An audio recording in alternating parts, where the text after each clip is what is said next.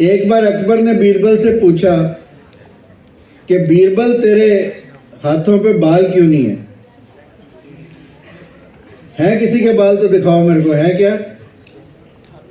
Hello, किसी के बाल हैं क्या हथेली पे? अच्छे से तो बता दो है कि नहीं है। नहीं तो मैं ये मानूंगा कुछ के हैं जो नहीं बोल रहे। तो बीरबल ने कहा महाराज जी बात ऐसे है जहां बना कि आप सारा दिन मेरे को उपहार देते हो, वो उपहार लेते लेते मेरे हाथ खाली नहीं रहते, और जब हाथ खाली नहीं रहते तो हाथों पे बाल उगेंगे कैसे? अब अकबर तो अकबर है। अकबर ने कहा बीरबल तेरी तो ठीक, मेरी हथेलियों पे बाल कैसे नहीं है? तो उसने कहा महाराज ये भी कोई बात है, लेता तो मैं तभी हूं ना जब आप देते हो। तो इस हमारे देने लेने के चक्कर में हमारे दोनों के ही बाल नहीं है। फिर अकबर कहता है कि तेरी और मेरी तो ठीक, पर ये जो सारे दरबारी बैठे हैं इनकी हथेलियों पे बाल क्यों नहीं है? पता क्यों नहीं है? तो बीरबल ने कहा महाराज आप तो देते हो और मैं लेता हूं, और ये सब ईर्ष्या से जलते हैं और हाथ मलते हैं, और इसलिए इनकी हथेलियों पर बाल नहीं है। जो अब एक दूसरे से जेलसी नहीं करते वो बसलने की बजाय इन्हें जोर जोर से बजाएं।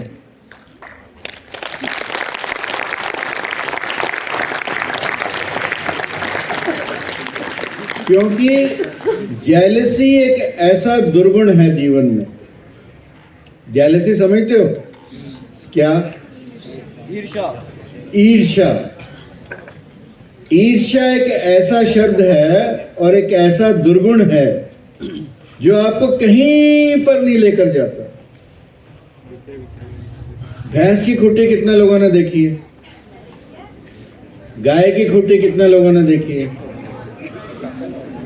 गधे की खुट्टी कितने लोगों ने देखी है? नहीं देखी ना। गधे की कोई खुट्टी नहीं होती। कुम्हार गधे की साइकोलॉजी को जानता है, गधे के मनोविज्ञान को जानता है, और इसलिए एक की बजाय दो गधे रखता है। रखना तो दो अच्छे आदमी चाहिए ना, पर कुम्हार गधे भी दो रखता है, और रात को दोनों की टांग आपस में बांध देता है और बड़े आराम से सोता है। उसे पता है कि एक गधा यदि इधर ले जाएगा तो दूसरा गधा उतना ही इधर ले आएगा, और सुबह वो उसके घर के बाहर दोनों खड़े मिलेंगे। ऐसा क्यों होता है?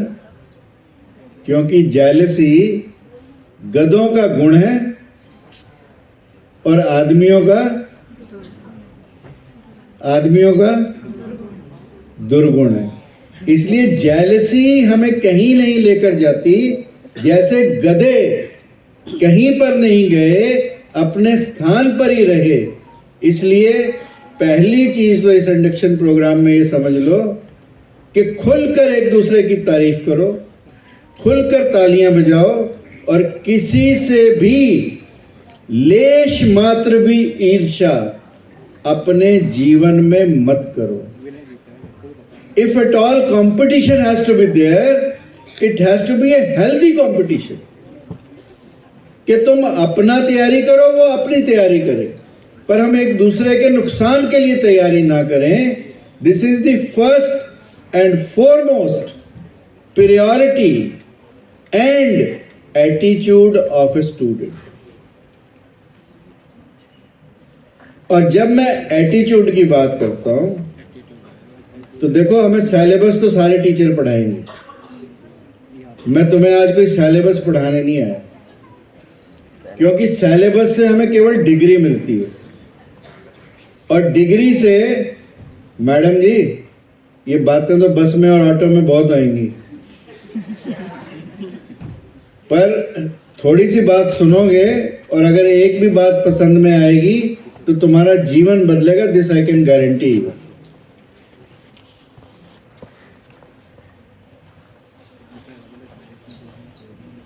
एटीट्यूड, जो हमारी सोच है, जो हमारी सकारात्मक सोच है,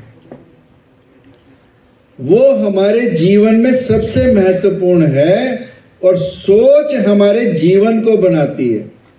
जो ये सारे टीचर्स तुम्हें पढ़ाएंगे, जो सिलेबस तुम पढ़ोगे, जो करिकुलम तुम पढ़ोगे, ये तुम्हें डिग्री दिलाएगा, डिग्री से नौकरी मिलेगी, मतलब जीविका मिलेगी, परंतु जीवन नहीं मिलेगा। जीवन मिलेगा तुम्हारी सोच से। और हमारी सोच कैसी होनी चाहिए, this I let you know. एक अंधा मंदिर में प्रवेश करता है तो लोग उस पर हंसते हैं। लोग कहते हैं जब तू परमात्मा को देख ही नहीं पाएगा तो मंदिर में आकर करेगा क्या। तो अंधा जो जवाब देता है वो हम सबके जीवन को बदल सकता है। अंधा कहता है कि मैं परमात्मा को देख पाऊं या ना देख पाऊं, परंतु मेरा परमात्मा मुझे देख पाएगा।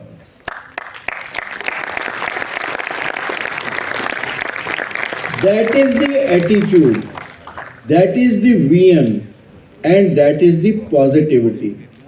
And believe me, जैसी पॉजिटिविटी हमारे अंदर होगी, जैसी सोच हमारे अंदर होगी, वैसे ही हम कार्य करते हैं। कोई भी दिन में हम कार्य करते हैं वो हमारी सोच से उत्पन्न होता है। चाहे वो पिक्चर देखने की बात क्यों ना हो, चाहे वो कॉलेज बंक करने की बात क्यों ना हो, चाहे क्लास में आने की बात क्यों ना हो, पैदा सोच से होगी। और जैसा हम सोचते हैं वैसा हम करते हैं। और जो हम बार बार करते हैं वो हमारी आदतें बनता है, हमारी हैबिट्स बनता है।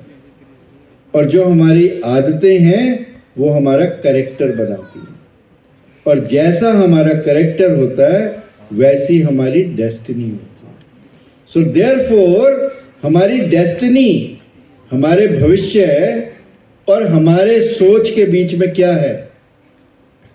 हमारा भविष्य हमारी सोच से शुरू होता है, जो हमारे काम, हमारी आदतों से होते हुए हमारे चरित्र पर जाती है, और फिर हम अपने जीवन को बड़ा बना सकते हैं, जीवन को सार्थक बना सकते हैं, जीवन को सफल बना सकते हैं।